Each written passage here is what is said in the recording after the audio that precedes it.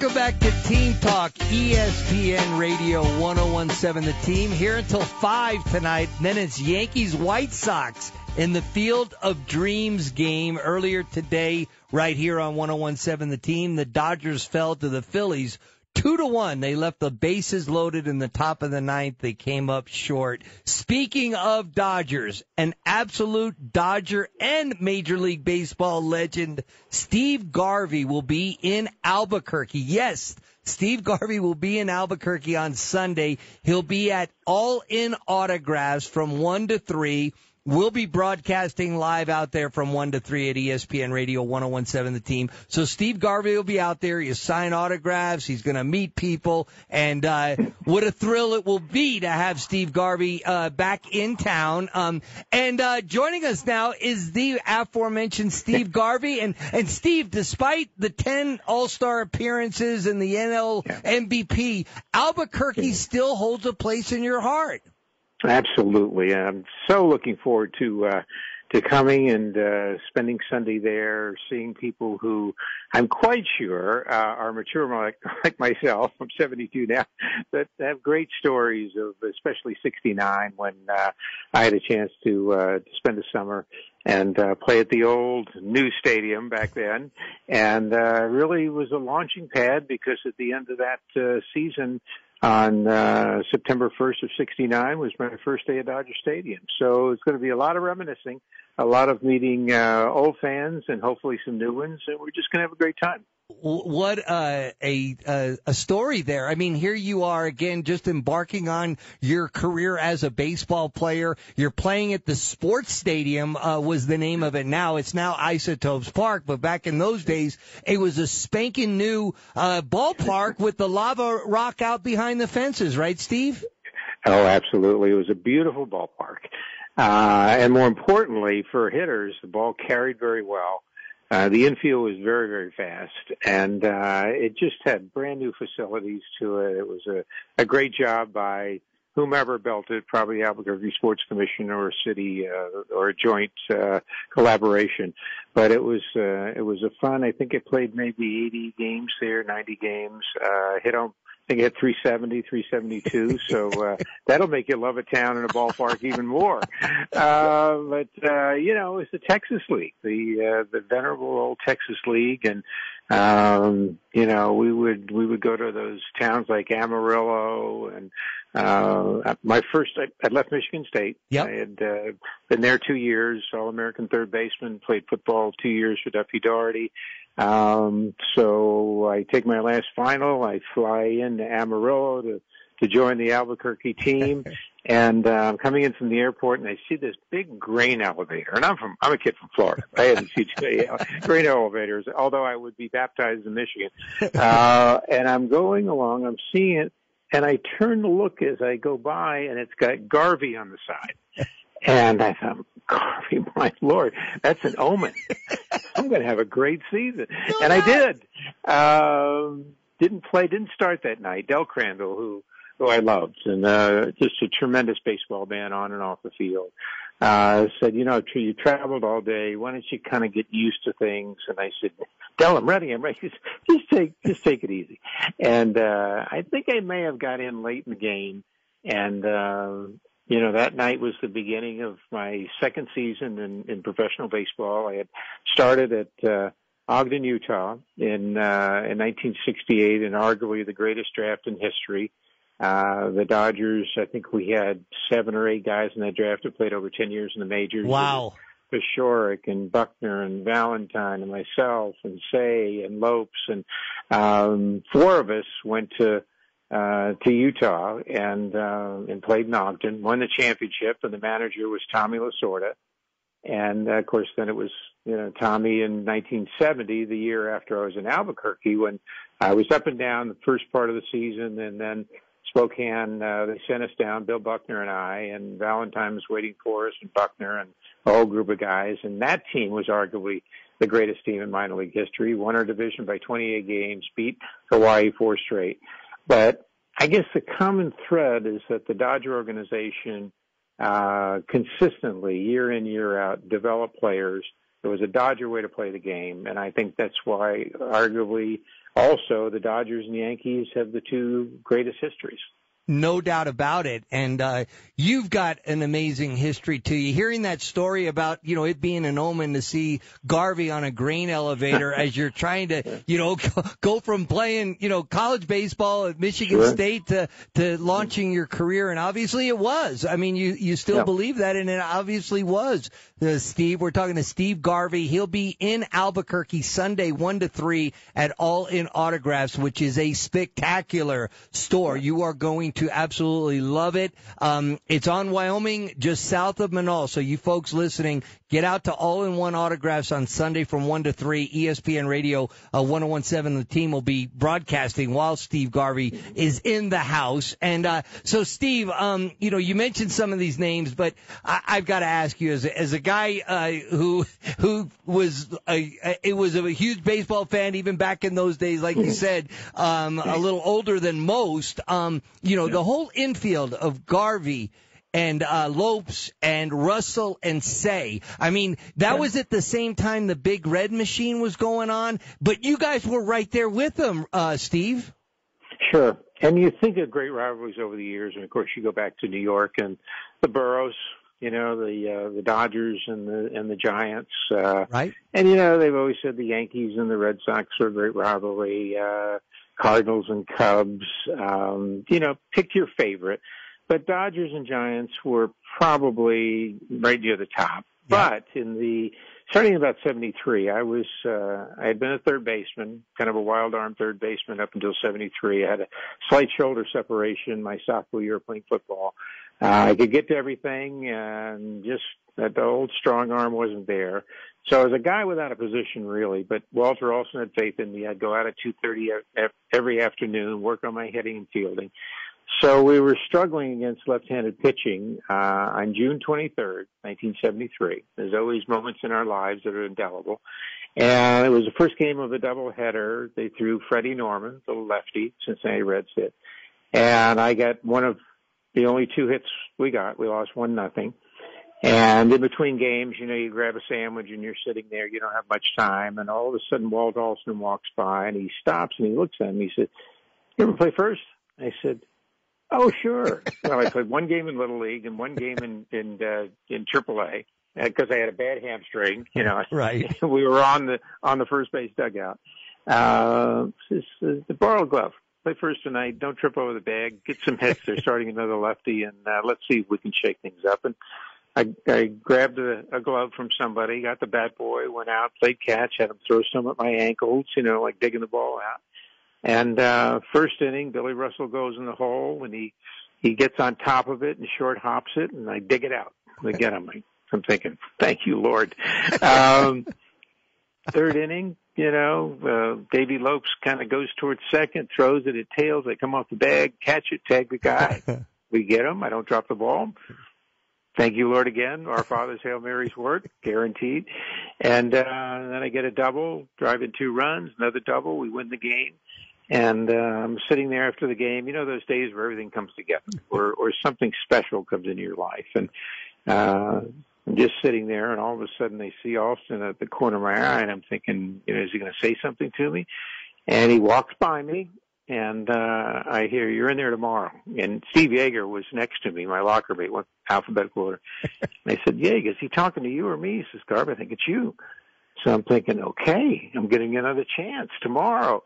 And got a couple of hits the next day. It was a Sunday. We go on the road, and the rest of the season I end up hitting over 300.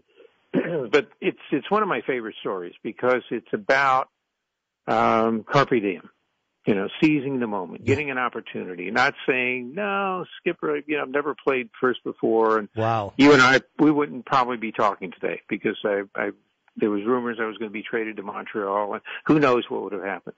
But I said, "Yes, sir, I can," and went out, and that was the beginning of 15 and a half years playing first and a very blessed career and playing on great teams with great players. And but I always say this story. If somebody says, "Can you do this?" Absolutely. How about that? The boss says, "Hey, you want to do this breakout group? Why don't you lead it?" Absolutely.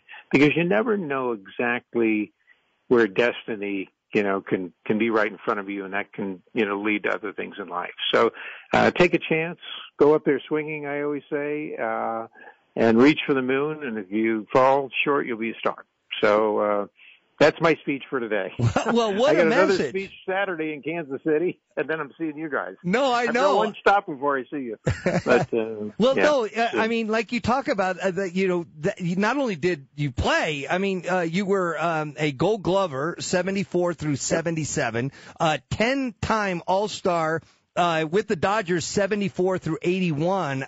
You won the World Series in 81. Let's talk about that. 7-game series against the Yankees. That was not only good for you, that was good for the game of baseball, Steve. Yeah.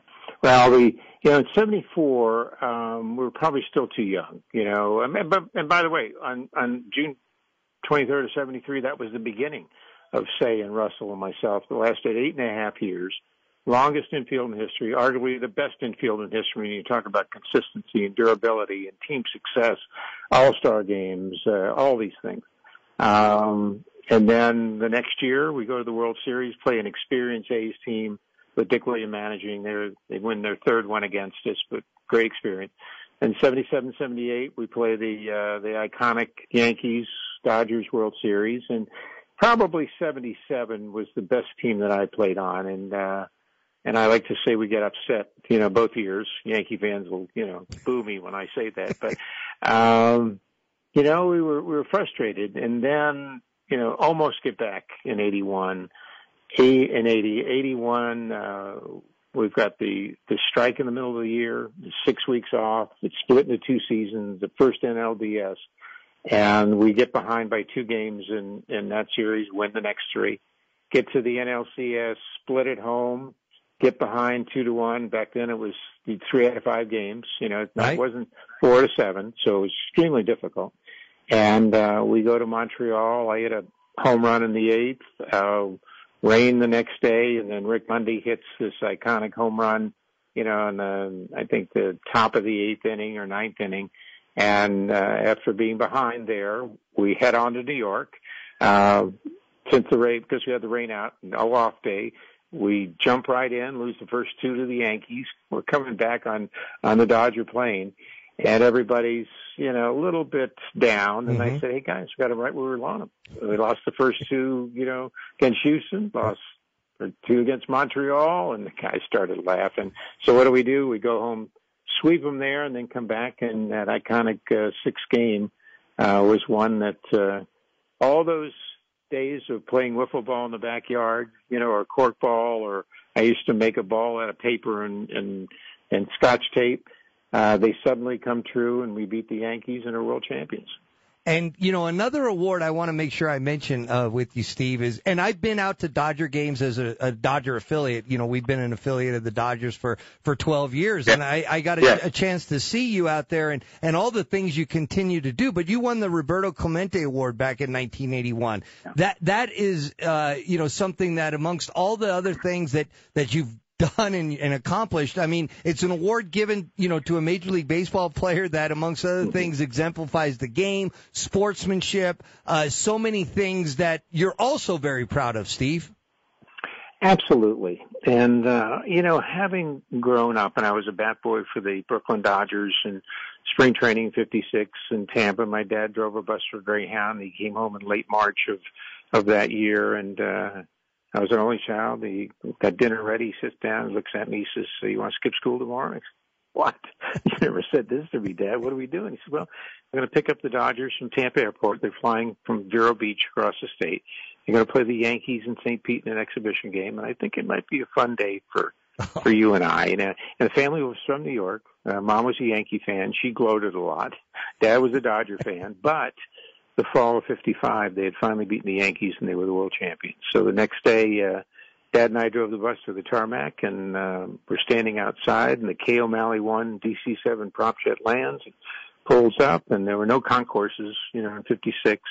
They pushed the ramp up, and off came the boys of summer, Walter Alston and Snyder and Cirillo and Campanella and Jackie Robinson and, Pee Wee Reese and So that I had about 6 or 8 Dodger Topps baseball cards in my hand, and started collecting, earlier that year. My dad and 2 other gentlemen were starting the second Little League in Tampa, and we were going to play that next Saturday. This was a Tuesday, and that was my epiphany. That day they asked me if I wanted to be a bat boy, and I said yes. And I'm out there, and I'm taking the heavy bats, and I've got the balls, and I'm putting them here and there in the helmets, and I hear tsh, tsh, and I turn around, and there's Mickey Mantle hitting towering home runs in the Tampa Bay. And every kid loved Mickey Mantle. He's blonde and muscles, and ran to first base in, I think, a second and a half, Right. Maybe 3.8, right? And I'm looking, and all of a sudden I hear, Sonny, want to play catch? And I turn around, it's Gil Hodges. And I said, yes, sir. So I get my glove, and he tosses me a ball in an arc.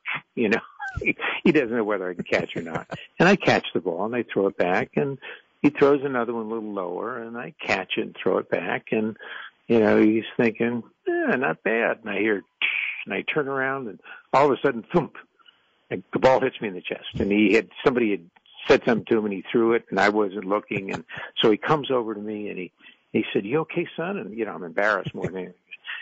Yes, sir. And he said, you weren't looking at Mickey over there. And I looked at him, and, yes, sir. And the most poignant thing anybody had ever said to me, outside of my parents, teaching lesson. He said, son, we're the world champions. And I said, yes, sir. And, never looked at batting practice for the next, 5-6 minutes. And the Yankees left. The Dodgers took the field. That day I got the bat boy, sit on the bench next to, Reese and Hodges talking about the Yankee pitcher, how he held the ball. And it was, I would learn later they weren't wasting their time. Where are we going to dinner? This or that. They were seeing how a pitcher held a fastball on the curve. And 6 months later, maybe in the World Series, probably, they would see him, take his windup a certain way and know it was coming and get a big hit and maybe win the game. So, that was my growing up. For 6, 7, 8 years after that, I'd bat boy 2 or 3 times each spring. And I grew up with my idols. And then 12 years after the first day, I get drafted by the Dodgers out of Michigan State. And the rest is history. So I've been very, very blessed. But, again, when given the opportunity, I've always given it my all because I developed a passion for the game and a love for the game and understood early on because of the way the Dodgers treated the fans, that the fans were the most important piece of the puzzle that's professional sports and professional baseball. Well, that is an amazing story. You mentioned Gil Hodges. I'm a Mets fan, and of course, Gil Hodges was the manager of that 1969 team that won the World Series. And now I can see with speeches like he gave you when you were playing catch, I can only imagine. Yeah, sure. And speaking of the Burrows, my mom took us to his funeral when he passed away. We were still in Brooklyn. Really? So, oh yeah. So, no, big deal hearing a Gil Hodges story. Big deal hearing from you. And I'll look forward to seeing you Sunday 1 to 3 at All In Autographs, Wyoming Boulevard, just south of Manal. You can't miss us. You'll see the ESPN van, and you're going to see this man, Steve Garvey. Really appreciate you joining us here on ESPN Radio in Albuquerque, Steve. Absolutely. I met one of the owners of the shop, a wonderful, lovely woman, and I told her, get ready, we're going to have a ball. So anybody listening, tell a friend. Come on out, bring a story, and it's just going to be such a fun afternoon. I'm looking forward to it. Can't wait. All right. Thank you so much. We'll see you on Sunday. That's Steve Garvey joining us here on ESPN Radio 101.7 The Team.